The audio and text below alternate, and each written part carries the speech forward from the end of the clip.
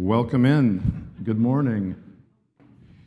We welcome you back for the final day of PDMI East. I know that some of you, the ladies in the audience, may have had breakfast already down the hall, and we welcome you from that. Thanks for taking part in that event, and we appreciate it. My name's Thomas Haire. I'm the Chief Content Officer of the PDMI. We welcome everyone again to PDMI East here at the Eden Rock. We thank the Eden Rock for all their efforts in making the event run as smoothly as possible. Thank all our team for making the event so strong and seamless. At least we feel like it's been seamless, and we've gotten some good compliments, so hopefully it's been as effective for you as it's been seemed to be for us. So we do have an education sponsor, and that education sponsor this year is Blue Water, production and media agency out of Clearwater, Florida. Blue Water has shared a video that we'd like to play now.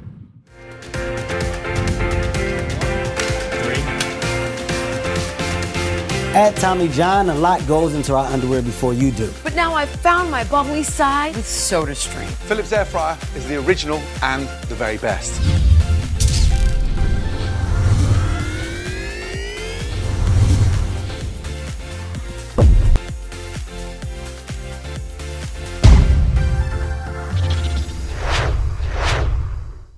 We're here today to kick off day 2 of education with a great panel of leaders from the linear and CTV media space, the linear and CTV media outlet roundtable. We never did get around to a more creative title, unfortunately, but pretty much describes what we're going to talk about. We've got a great group of speakers that we brought together. I'm going to start first in the middle.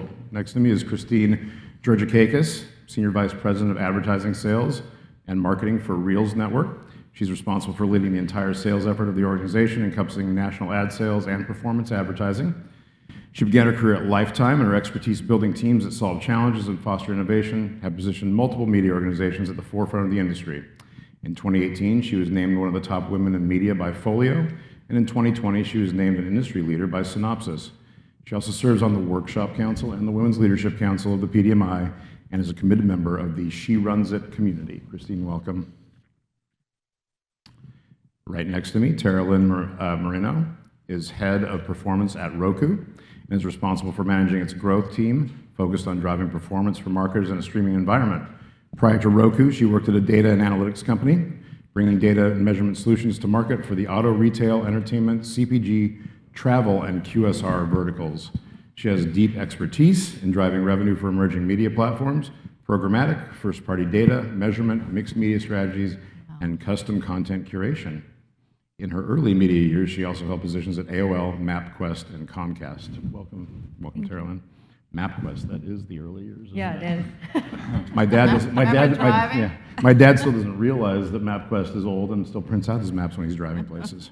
John Rinaldo's role as General Manager of Specialized Demand at dishmedia encompasses monetization strategy across political, local, and partnerships, as well as data partner sales enablement. He's a seasoned media ad tech executive with 15+ years of experience in the advanced TV sales space. His experience includes more than 10 years of service at Dish, as well as various sales management roles at Samsung Ads. His roles and background span D2C, multicultural, and brand agency sales, with a focus in advanced TV monetization, sales strategy, and execution. Welcome, John. We have a great group here. We had some interesting conversations around CTV yesterday from the media perspective, from the agency perspective, and the brand perspective, so it's going to be great to hear from the outlet leaders. I want to start first, and I'm going to go to you first, TaraLynn.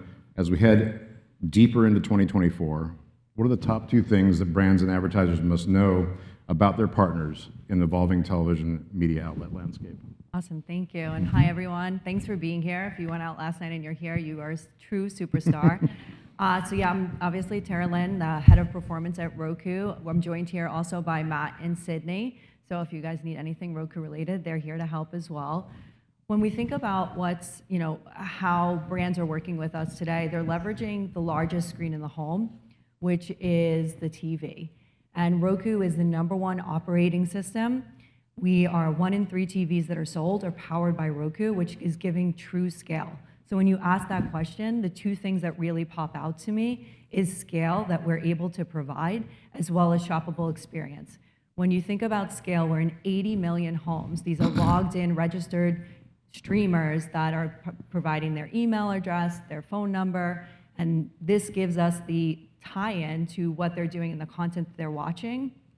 So that's that scale that is when we are all even streaming, we're going in and out of apps, right? So when you turn your TV on, that full Roku experience happens as soon as you turn that TV on, which is that lean-in moment to all the rest of the content that you have.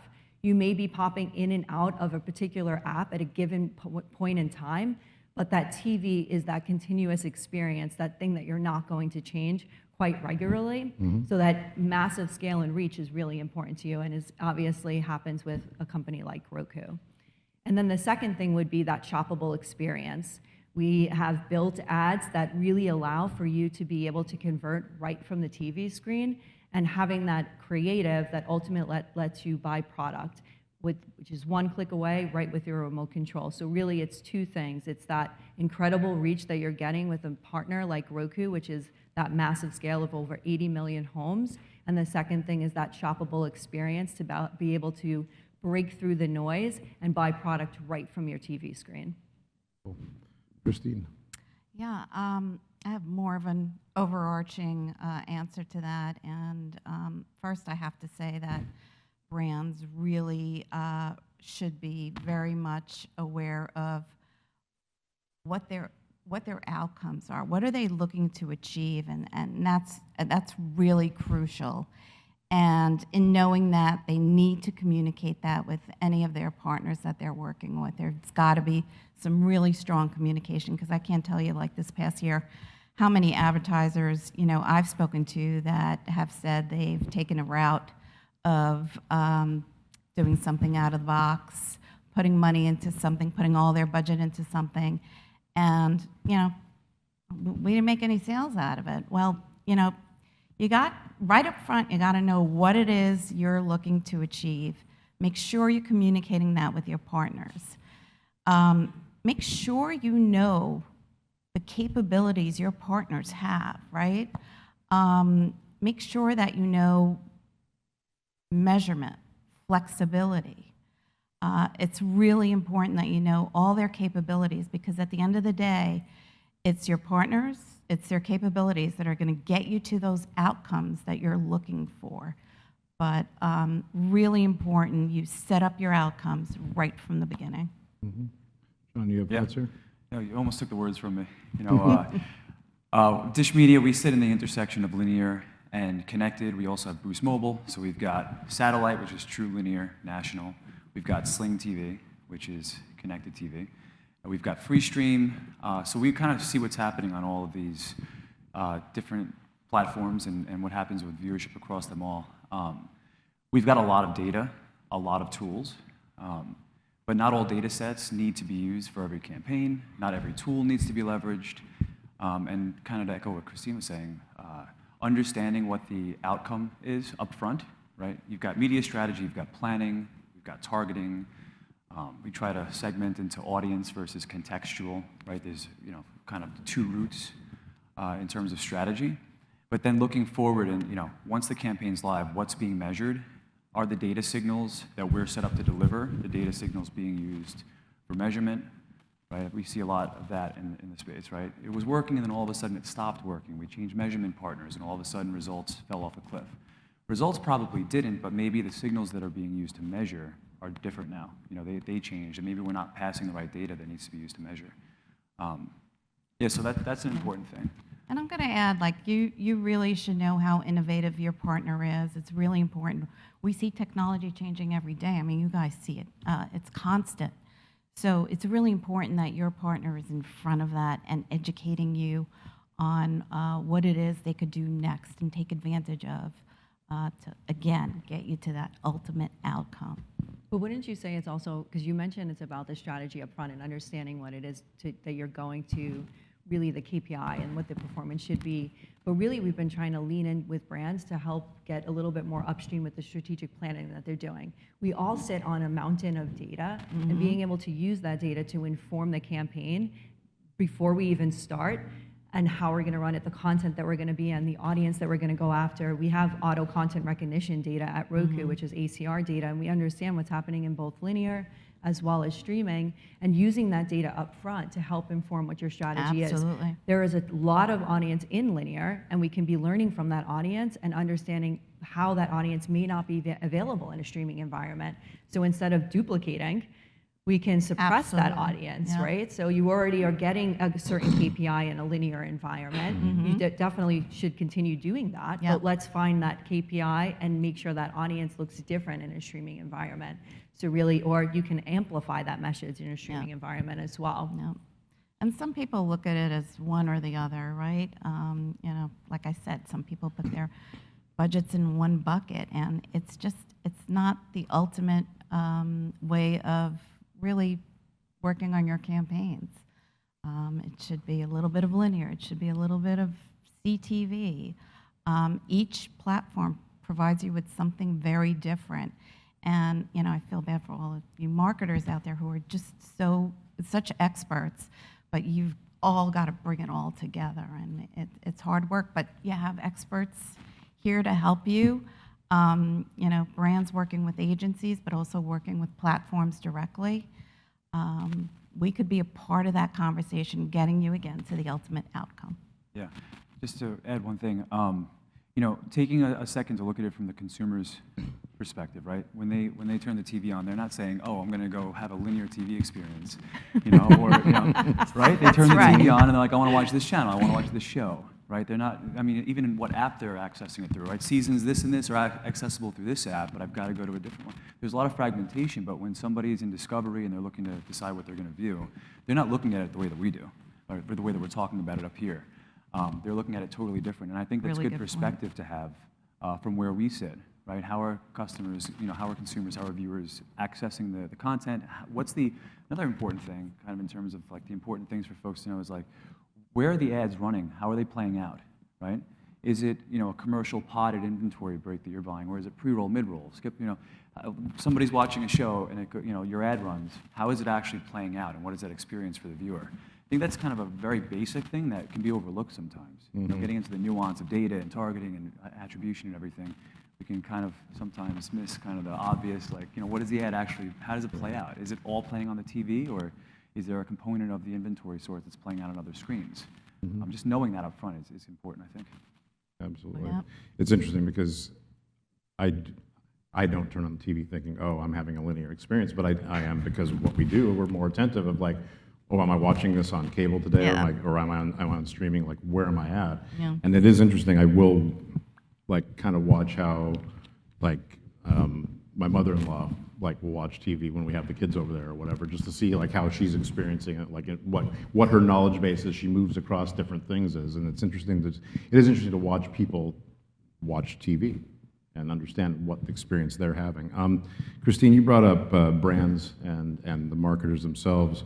Are you seeing any specific types of clients and brands on your outlet? I'm going to go around to everybody with this. On your outlet, or a certain category that's rising in recent time? Yeah, you know, we deal with a lot of small businesses, but just in general, since we're linear first, I should say, the healthcare category has been pretty strong for us, because, you know, there's a lot of people out there that think linear is old and sickly, but it does work for the longer lengths. Especially, we could accommodate longer lengths. We could accommodate 60s, 120s.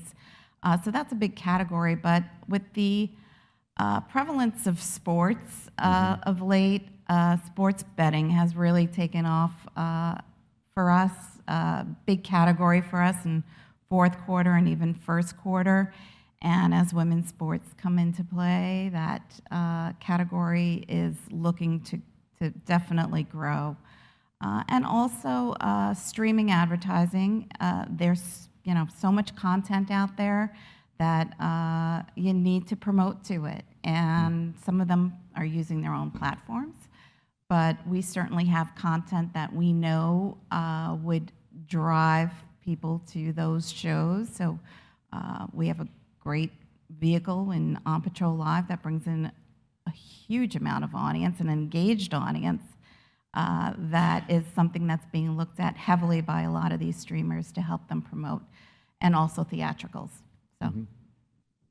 TaraLynn, any insights there? Yeah, absolutely. So we have a lot of brands that are coming in because we're opening up the way that we allow them to work with us. Because we're meeting marketers where they are, whether that be in the buying process from using our ads manager tool, which allows small businesses to just launch campaigns on their own, till direct IOs. We work with a lot of our traditional clients that want to leverage and work directly with us and set up campaigns. But we also have the ability of also working programmatically as well. So really, when I think about what we've done the last 2 years, of course, sports gambling and a lot of different categories continue to pop. But really what we're ultimately seeing is more brands coming in because of being more open and meeting these marketers where they are in the buying cycle and making it as easy for them to transact with us, whether that be on a CPM and impression basis, but even more so how they want to transact, whether that be through an IO programmatically or in our ads manager tool where they can just sign on and use a credit card. So for us, we see the diversity growing because we've been more flexible in meeting marketers where they are in that buying process. Right, right. John, same question to you, but also tack on, like, what are they interested in? Sorry? What are they interested in, the brands? So talk about the brands that, that you're seeing or the categories you're seeing, but once they're, what do they want to try with you guys? What opportunities are out there to try with you? Yeah, so Dish, we've got a robust linear business on the satellite side. We've always been very testable because we're national, but we've got 2 minutes an hour across so many different networks, distribution across our footprint. So we've always been kind of an affordable alternative to national network, very testable. Now with Sling, that's a virtual MVPD offering. So it's like for like networks to Dish, right? So we can take linear advertisers who have been buying spot for a long time and allow them to start testing impression-based buying across the same inventory that they've been used to buying and having success buying for years. In terms of categories, we see, it runs the gamut, as TaraLynn mentioned, with programmatic, right? Whether it's IO programmatic, we don't really have a preference of transacting one way or another. But programmatic and impression-based in general makes, this top-tier cable inventory very accessible to like small and medium-sized businesses. But pharma has been massive over the past several years. Like that's probably by far the most active vertical. In the addressable space, pharma's huge, auto. We have seen an emerge, so CPG has had some struggles kind of adapting to the addressable model, but we've seen them start to come, make some inroads on the addressable side. For CTV, we see a ton of other, a ton of new categories popping up. Sports betting, of course, is a big one. Political will be a massive vertical this year. Our team also oversees political, so that'll be a fun experience this year. We're also seeing a category, we call it Americana, made in America, and it really has taken off for us, and it could be the genre that our network is in, but we're seeing that growing a lot. And then in terms of like what's important, in terms of what's important, inventory quality, we hear a lot of that, right? We happen to have top tier premium cable inventory, and in this space, it's grown so much. The inventory, kind of the diversity of types of inventory that's kind of popped up in CTV marketplaces has, really broadened, I would say, and it really runs the gamut in terms of quality. Advertisers that work with dishmedia are looking for top tier quality commercial potted inventory, and that means a lot to our clients. Right. TaraLynn, what are they interested in looking at with you guys? Well, obviously the shoppable experience are continuing to be important, but when a lot of brands are moving from social and streaming now, social and linear into streaming, we're really pushing them on really understanding that it's not about just taking what they're doing in those other places, but really leaning in and learning and using our data to help inform what they're going to do in a streaming environment. Whether that is using Roku's first-party data for targeting, so reaching the right streamer at the right time with the right message, but not just coming in and trying to use a 60-second creative because it may work in linear. We know because you're in front of the right audience at the right time with the right message, a 30-second creative can be just as impactful than that 60-second on linear that may be just intended for mass reach. So really we're seeing people come in and use a little bit more of our first-party targeting to be in front of that audience at the right time. We're also seeing a large appetite for some of our more brand formance type units. Roku, for the first time since we're the lean in to that TV experience, as soon as you turn it on, we have all the different apps. Before you go to those apps, you see our home screen unit. That home screen unit was only available for media and entertainment clients about a year ago, and now we've opened it up to every performance client to be able to run.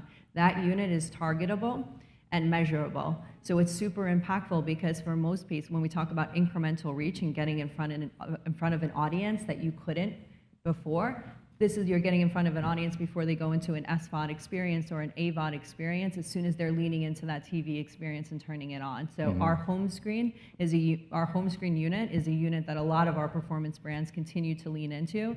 And I would hope as we can, when I think about like future state, I would want to continue to deliver on the dream of brandformance, which is building not just the performance KPIs that we want to do, but building your brand on the Roku operating system, which we have all the capabilities to do so. Makes sense.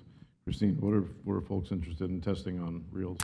Yeah, we have some really unique ad units and sponsorable opportunities. So they're leaning in a lot on that because of our engaged audience within our show, and especially in On Patrol Live. That audience is so loyal, so engaged. They're engaging with the content, but also with the ads that are in that content. So we use that opportunity to take it a step further into our social space, our digital space.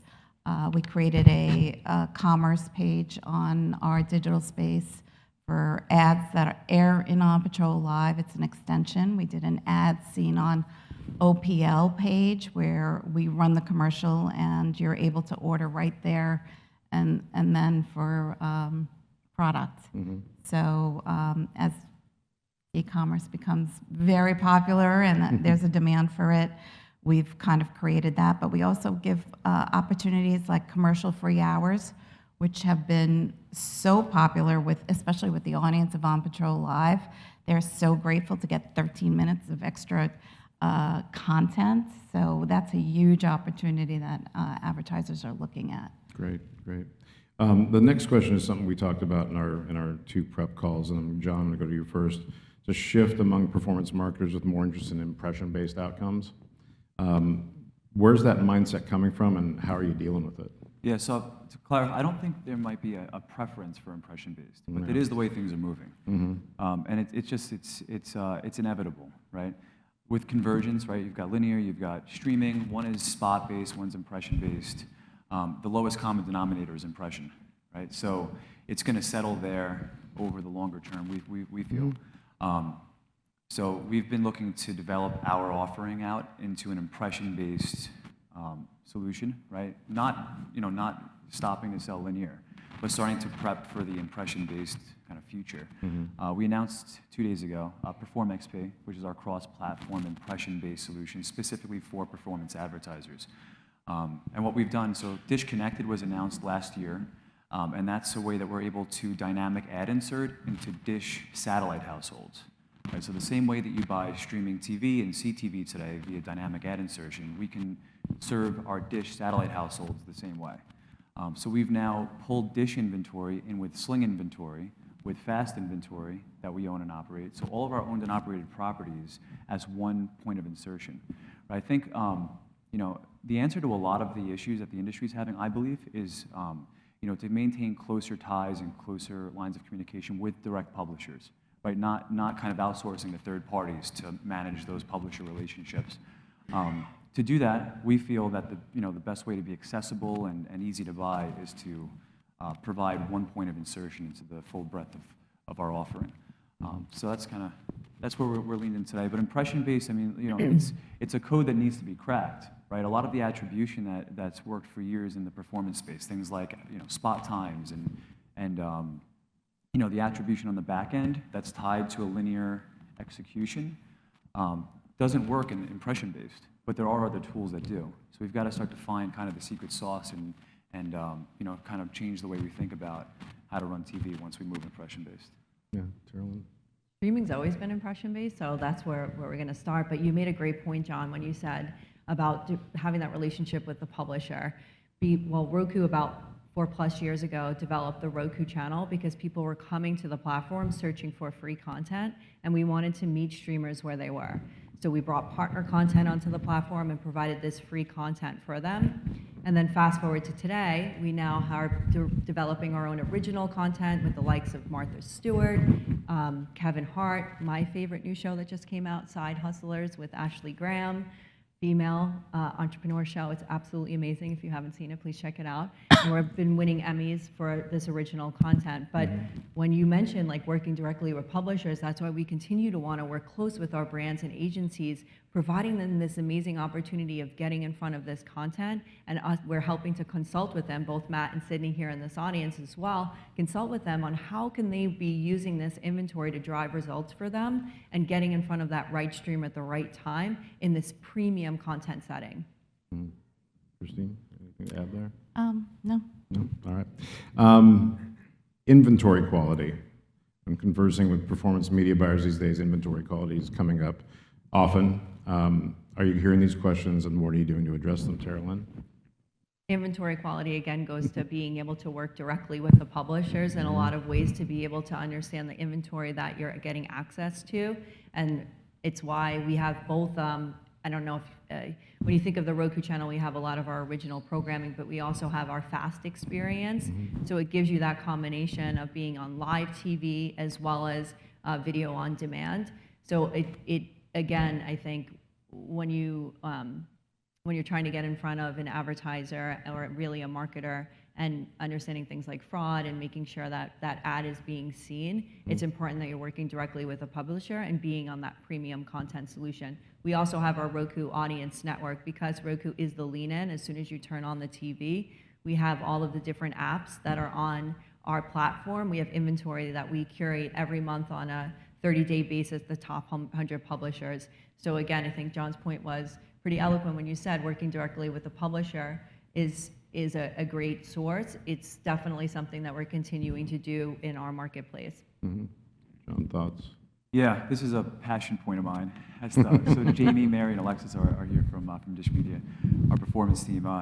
Yeah, they hear me talk about this all the time because there have been a ton of reports out. The analytics one that just came out with Wall Street Journal. I mean, things that folks would use to kind of sleep easy are, there's domain spoofing where, you actually see a publisher right there, I'm buying this, but it's not actually the site or, what you think is happening. The same things are happening in CTV. There is fraud in CTV, like there's no doubt about that. But when you buy owned and operated inventory directly from the supplier, there's zero fraud. Like there is 0.0 fraud. The more players you introduce in the middle of that dynamic, the more openings there are for fraudulent actors. So yeah, I mean, it's definitely top of mind for me personally, for dishmedia. We're in touch with folks all the time. I think the way the verification vendors are, the methodologies and a lot of the tech that happens, is being used behind the scenes, is being evaluated and obviously improved over time. But it's a real concern, and it's something that we look to address, and direct relationships is the way to avoid it best. Absolutely, absolutely. Christine, I'm going to go to you with the next question. What is linear TV's role today, and what do you think it's going to be in 2 years? Well, our role today is really providing really good content, and that's going to continue. We have to double down on our content. It's a content game for us, and it seems to have certainly worked for Reelz in the sense that we've invested a lot in our content that has really been appealing and have found space in streaming as well. So we've been able to partner with Peacock. We are one of 2 non-NBC properties that are available on Peacock. One is Hallmark, and for their 4th quarter specials, and one is Reelz for our 45 weeks of live programming. Because of the audience, because of the fandom around that show, it's been very appealing, and Peacock has really broadened our audience and built our fan base. And I do believe that we'll continue to grow in that streaming space with alliances like Peacock. But it's a matter of investing in really good content. Live programming is key, not only in sports but in entertainment. We've proven that out at Reelz. So that will continue. And again, you're either going to build out your own streaming space or you're going to build alliances. Right. John, as a kind of the bridge between linear and CTV, where do you see linear now and in the future? Yeah, I mean, it's very important now. I mean, meetings this week have reinforced that for me. Hearing like, yeah, CTV is great, but linear is still my top performing medium. And if you look back a few years, you'll see a lot of reports that say linear is like irrelevant by 2022, by 2023, now by 2026. I don't think it. I mean, I think there definitely will be shifts in viewership that we've already seen. I think they'll continue. Fragmentation's there, and as Dish Media, we're looking to kind of span the gap, right? We're in FAST, we're in VMVPD, we're in the linear TV world. We've got Boost Mobile now, where we're in the mobile game. So we're kind of sitting in a place where we can kind of leverage all these different avenues that folks are using to access inventory, or programming. But in the future, I mean, I think linear will see changes. The value exchange between the content and the consumer, I think is being kind of reevaluated now. Like the ads are used to supplement the cost of great content, and I think we've got to kind of look at it that way. But yeah, I think things will keep going the way that they are, but linear will remain relevant for a long, long time. Good to know. Christine, I'm going to go back to you with this one. We've had some conversation about small to medium-sized brands that have been kind of dominant in the D2C methodologies. With this widening array of media options, how can they continue to test and understand these things? Yeah, I mean, going forward? It's all about testing and learning, and you're just starting out, small businesses, that's what they need to do. They need to familiarize themselves with all the entities that are out there that are available. Again, keeping in mind what is the outcome I'm looking for, and really use budgets in small amounts in the beginning, learning what each opportunity can bring to the table for them. So it's really a test and learn, and letting that play out until they realize or they figure out what is really resonating with their outcome, and building more upon that. Yeah. TaraLynn, your thoughts? Yeah, of course. I think being committed to a strategy is also important. We oftentimes hear like testing and learning, which can result in shutting off and not committing, which is something I want to put on a t-shirt. We shouldn't, if we're going to come in and we're going to be in a channel and we want to be in front of a streamer at the right time with the right content and drive results, we need to give that a little bit of time.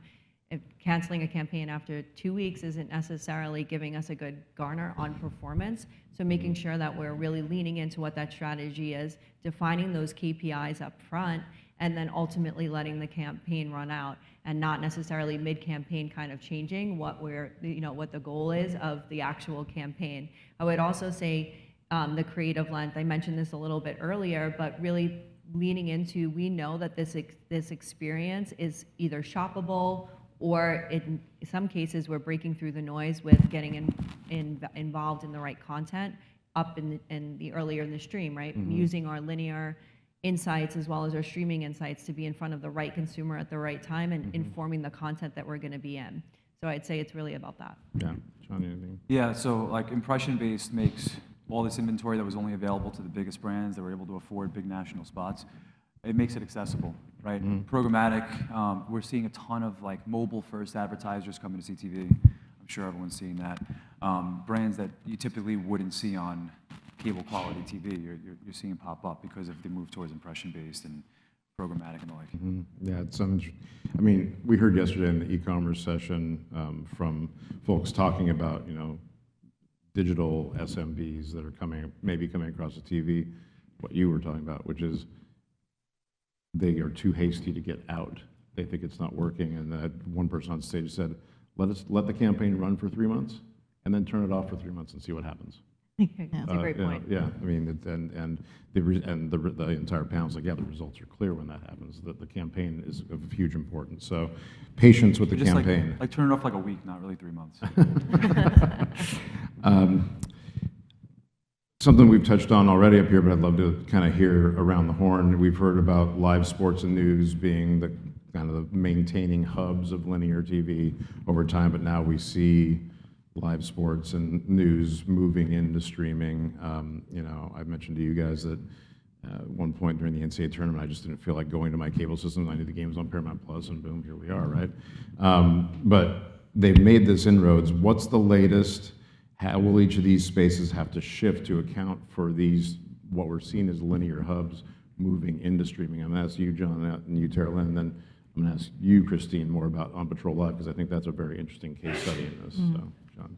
Sports and news. So I'm like the one person that doesn't watch sports. So I'm always like, hey, what's going on with this? But I will say that in my entire career, I don't think I've ever heard more buzz around live sports than I've heard like recently. Everyone wants a live sports deal. I mean, March Madness was huge, men's and women's. I mean, we sold. I mean, it was really crazy the amount of demand we saw in the marketplace. So in terms of like the move towards streaming, we'll see what happens, right? I don't know. That's that's more corporate type of programming negotiation that happens. But you know, the ESPN, Fox, Warner potential, it's 85% of sports. I mean, there's an antitrust suit now. There's a lot happening there. We'll see what actually happens. So TBD on that. But I'll say in the meantime, like we're seeing a ton of demand for live sports. It's an awesome opportunity, not just from a contextual standpoint. That's important, right? Again, like I've kind of boiled down to contextual or audience. For the contextual side, live sports is awesome, and we've got all of that available. But then on the audience-targeted side, right? Like, what is it about live sports that's performing so well? Because we can find those audiences in other areas during their viewing experience that may be lower cost or broader, reach them more frequently and better. So yeah, so I mean, live sports and then news is another interesting one, right? Because every like big brand is blacklisting news. Well, not every. We have a lot of them on air, but there's a lot of folks that are looking to avoid news, but viewership is massive. So that's a big opportunity for performance, right? If you're looking to just, if you're looking to move product, there's a ton of viewership in cable news, and there's less competition maybe than in some other network categories. TaraLynn, your thoughts? Maybe we can get you into women's soccer or basketball since it's so popular right now. I know you said you're not into sports, I'm but open-minded. one of the things that we've even really had our eye on is the fact that it's been so challenging, and there's a lot of consumer fatigue around finding where to watch sports. For us, we watch women's soccer in our home, and it's been so difficult to find it. So what Roku is, we've always had our ear on understanding and making the consumer journey so easy and the streamer journey from the minute that you turn your TV on, and knowing that it's so hard to try to find where the sports is running and what app at what time. We've developed zones. We have our sports zone, which you can click into right from the home screen, that helps you understand where your favorite NFL or NBA game may be watching, where you can actually stream it, what team is actually the one that's playing. So those zones have been helpful. We have it for sports, but John, since I know you're not as into sports, we also have it for home as well as food, because we know these are important content zones for our consumers, and that's what we understand that sports is an important segment. And although Roku may not have the rights for every game, what we do is we have that consumer lean-in experience as soon as you turn on the TV. So what we're trying to do is make that very easy. The second thing that we also have for sports is, does anyone know Rich Eisen? He was so popular on linear for a number of years, and he now has a daily show on Roku in our Fast experience. Where you can tune in. He just had Larry David on, so it was pretty timely, kind of fun to watch. But that's another way that we're also doing it. And we know that sports is really expensive. So for our performance marketers, sometimes the point of entry is it doesn't work for us because it's not going to necessarily perform. But what we've done is use and create a lot of these zone experiences at a great price point for our performance marketers, so that you can be a part of the content without having to necessarily be in the content. Right. And then the second thing is using our ACR content recognition data, because we understand the viewers of these programs, whether it be March Madness or any really big key moment, we can surround and get in front of these same streamers at a different point in time and amplify that message across the entire Roku experience journey that reaches over 80 million homes. Amazing. Yeah, On Patrol Live is like its own event, right? Its own sports. Its own ecosystem, sports ecosystem. Yeah, with sports, as you know, the rights are just so expensive, and the cost to be in sports is really expensive. And that price is going to grow. But I'm here to tell you that there are alternatives, some great alternatives, like On Patrol Live, our franchise. On Patrol First Shift is another show that leads into On Patrol Live. And, you know, the audience engagement is incredible. The ratings, we are #1 on Friday and Saturday nights for the program. And as a network, we're we've been, for first quarter, top 17 ranking for adults 25 to 54. And the environment is, you know, actually the show is actually beating sports in some cases. So it's all about that live experience, and that's something that, you know, you could find outside of sports and, you know, be a part of and reach those audiences more cost efficiently. Yeah. I mean, there's just such a tremendous shift in sports happening, I feel like, as well, with women's basketball on Sunday afternoon, 4 million more viewers than men's basketball championship on Monday night. I mean, there's such an appetite for different, like to your point, women's soccer, women's basketball, all these other things, and new opportunities there as well. So 2 big picture questions before we throw it to the audience. And whoever wants to take this first, feel free. Cord cutting happened. It is happening. But we keep seeing studies showing that consumers are now looking for a bundle with their streaming options. They want to go back into this kind of packaged universe. Is there a time frame you see that possibly happening? Where are we at with this? How is it going to be easier for consumers to achieve what they want to achieve, which is get back to a simplification? With over half of the impressions being served happening on a Roku environment, we can't predict the future and say what's going to not happen or happen, but we know that there is massive scale there. So we're developing all of the great ad units to make sure that we're getting in front of the right consumer and creating a shoppable experience that helps you buy product right from the TV. Thoughts? I think fragmentation is going to continue, but down the line you'll see, you know, partnerships and bundling.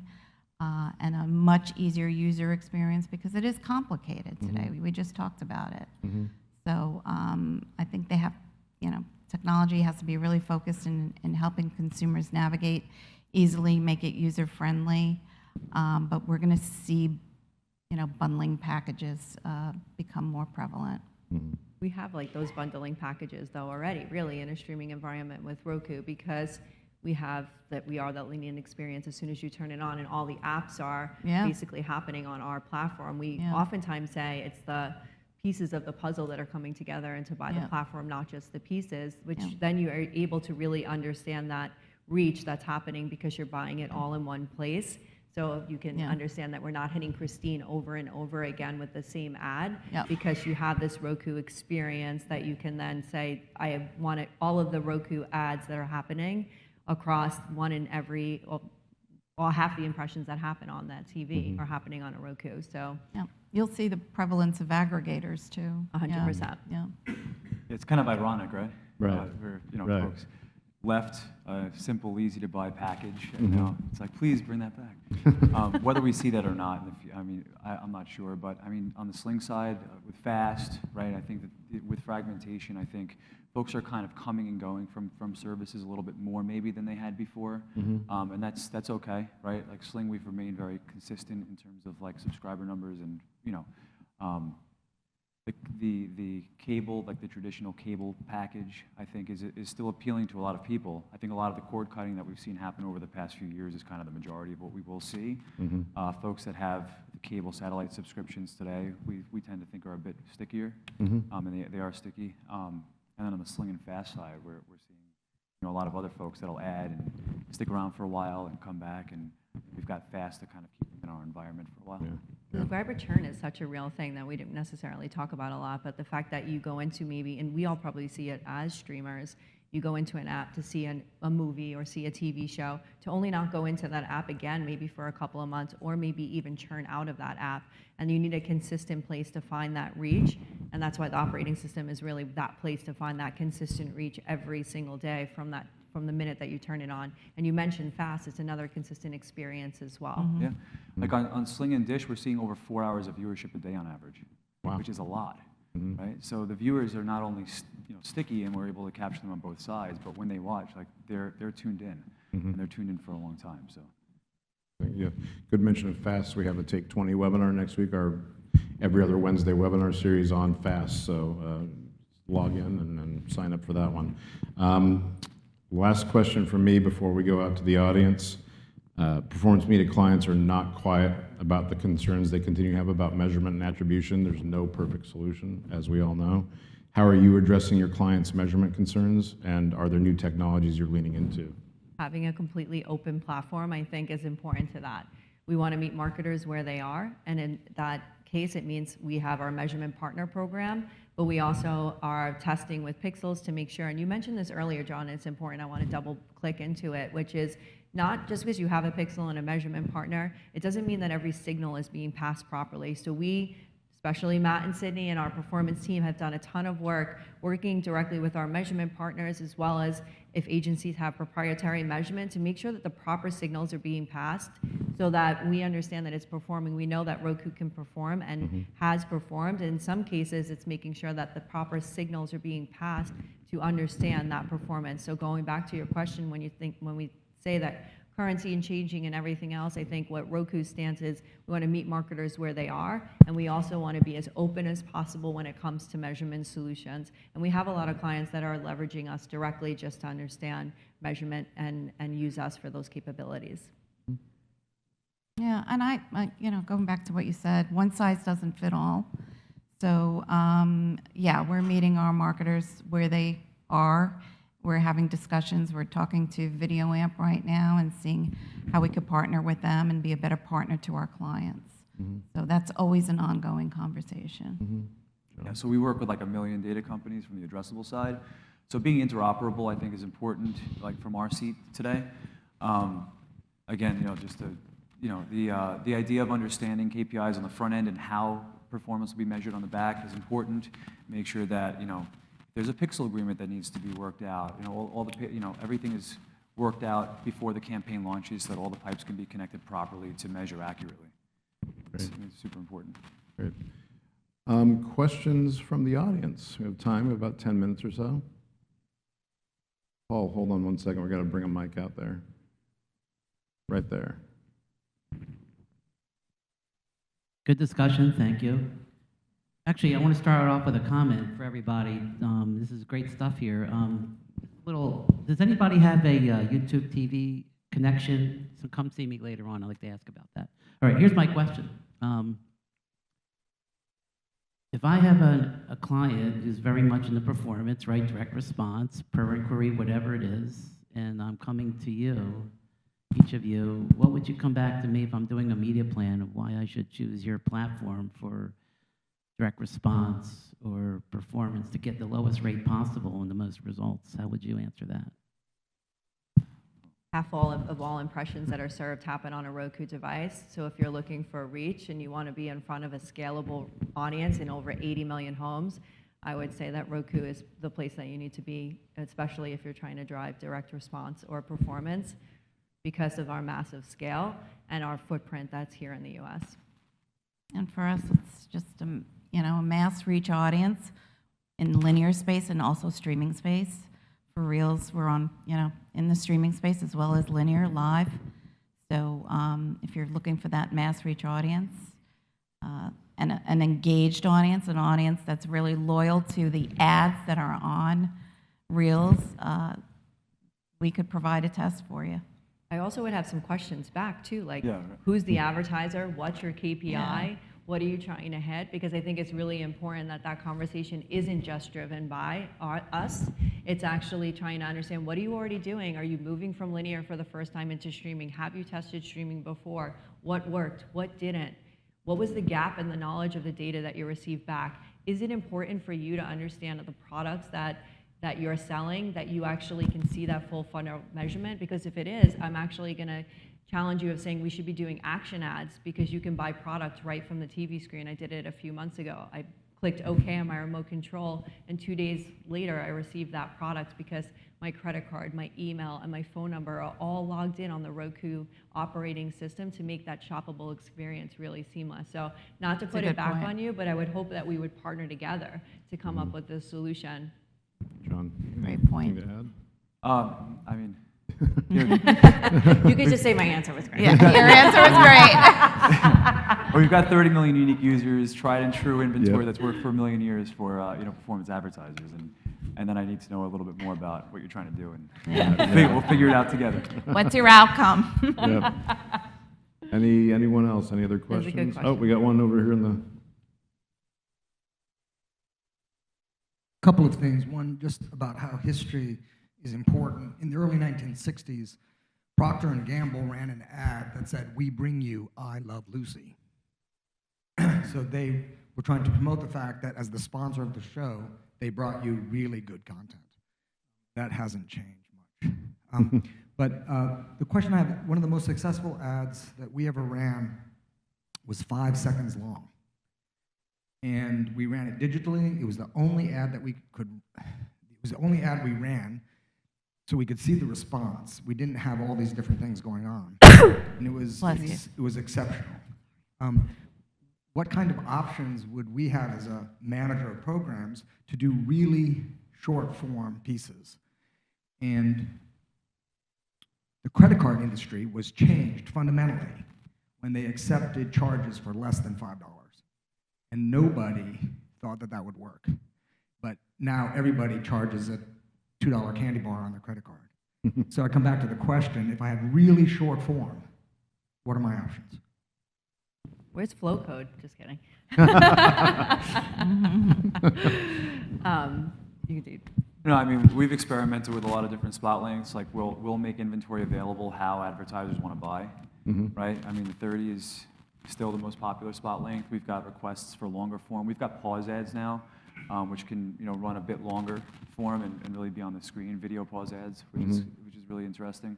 In terms of super short length, I mean, we haven't seen much demand for that in the performance space. Typically, folks want to spend more time with a viewer versus less. But I mean, short spot lengths work really well in other environments. So, we'd be open to testing, and there are some creative ways we can do that. We have all of our branded content opportunities, so we have the ability to sponsor a movie or a show just in the same way that P&G did years ago, and we find it to be also really impactful. It doesn't have to be a video, it can be a banner or really just a digital ad that runs. So I agree with you, it's not necessarily about the length of time, it's about being in front of the right streamer at the right time in that consumer journey, and we can do that in the front of the content, the middle of the content, the end of the content, or we can surround the content in an actual sponsorship. So we have a lot of sponsorships in our sports zones, our food zone, and our home zone. So again, I think you bring on a point, it sometimes isn't about the creative length, it can be about the actual experience or the exchange that we're giving to the streamer. In some cases, they can get a free movie because a brand sponsored it for them. So there's a lot of really custom, cool experiences that we can do that are outside of just that traditional 30-second or I think you said 5-second spot. Yeah, I agree. Being in the right content with a shorter length like that could be very effective. Got time for one more if anyone has one. Right up front. Right up front. It's going to be a friendly. I don't know. He's going to throw me a curveball probably. Actually, the question is for John. Or Christine, because you guys both sit both in the linear and streaming space, and TaraLynn, addressed how to create a good test, right? Like, in our eyes, you need to commit to the whole campaign and understand. There we go. Curious to know how you guys set up expectations for your clients as they make that switch from linear to streaming, knowing that they want to see immediate results. What advice do you give them? I mean, knowing KPIs up front is essential, right? So our advice to an advertiser who's seeing success in linear, wants to test in streaming, I mean, we're the perfect platform to do it because it's like for like. But in terms of how are they measuring? Are we looking for contextual placements or audience targeting? We want to be targeted enough, but maintain efficiency. right? So, how do we maybe run a suppression? We know that we're looking for only this type of audience, so we're definitely not looking for them. So let's suppress this and reach everyone else. So where's the balance between targeting and efficiency that we can kind of run on an impression basis that will take some of the learnings from the success on the linear side, apply them on streaming. And I think once you get that formula right, the results will be as good or better than what they're seeing on the linear side. And I'd say for Reelz, we're on both, and it's live on both, so it's not one or the other. Our programming lives live on linear, on streaming as well. So as we are live on linear, we're airing live on streaming. The mirror. Great. Thanks, man. Well, thank you, all of you, John, Thank you, Christine, Thank TaraLynn. you. Round of applause for our group. Thank you. Wonderful, Great job. wonderful stuff.